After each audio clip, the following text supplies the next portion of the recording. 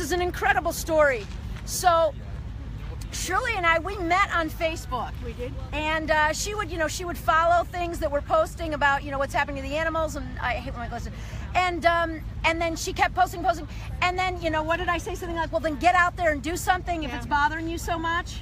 Yeah. So we didn't know where each other lived, what parts of the country we were in. She finally comes out to do something. She's out here rocking and rolling all day here in where are we? We were in Toronto, Canada. And lo and behold, we didn't know where each other was in the world, and she's here and I'm here, and this is her first vigil. So it's pretty special. And you met a familiar face that you never met. Met a familiar face. That's what Facebook and social media can do. So this is Shirley's first vigil. And how long have you stopped? How long has it been since you stopped eating animals? It's been 5 years. 5 years. So you got way more time than me. Way more time. I've only went vegan a year and a half ago, and then I went activist. Whatever a year and a half minus 1 second is. Because once I realized the reality, it was stop eating them and then do something about it. There was just no missing a beat for me. Everybody has their own process, their own path, their own story, their own journey.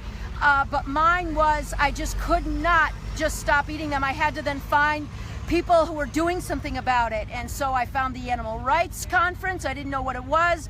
It was like a coming out. It was like, I want to take me to my people. Where do I go to meet other people who care and who want to make a difference? Because without us, there is suffering in silence. Behind Shirley and I is one of the several slaughterhouses right here. We've got 2 cow slaughterhouses right here. The stench is so nasty. It's so horrific. Nothing we go through, the blisters from walking around, the this and the that and the stench, nothing even comes close to what they're going through.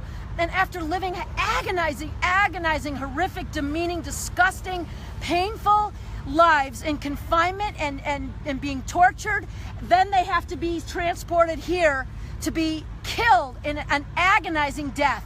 We've witnessed them hanging upside down without their skins, their carcasses. They get skinned often alive because they're not always they're still semi-conscious oftentimes, because the assembly line has to go so fast. They can't possibly, it's like 3 seconds or something in various places or less, where these guys have to, and we don't blame those slaughterhouse workers. I don't.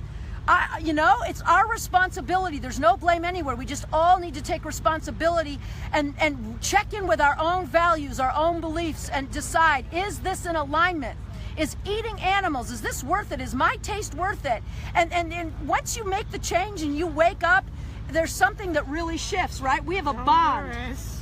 Yeah, we have a forever bond. We've only met each other in person just not too long ago. So everybody, go vegan and get out here and be a voice. And somebody was asking me what it's like. I didn't go bear witness right away. I had to get out of my comfort zone, but I didn't force myself. I was doing so many things for the animals. And then I watched Toronto Pig Save. I would see these people out in the streets and bearing witness. I thought, oh my God, this is so painful. I could never do it. But then what happened is one day I was in Los Angeles and I was invited to go to a pig vigil in Los Angeles. And I said, you know what? I'm saying yes. I got out of my comfort zone. I said yes. I didn't know what to expect. And I knew that I could always leave if it was too much. And I made sure I had a buddy. We don't need to do this alone. It's too much. So now we all have a community. It was an amazing experience. It actually lifted me up. The horrors that I saw, my words out of me were, God have mercy. Stop eating them.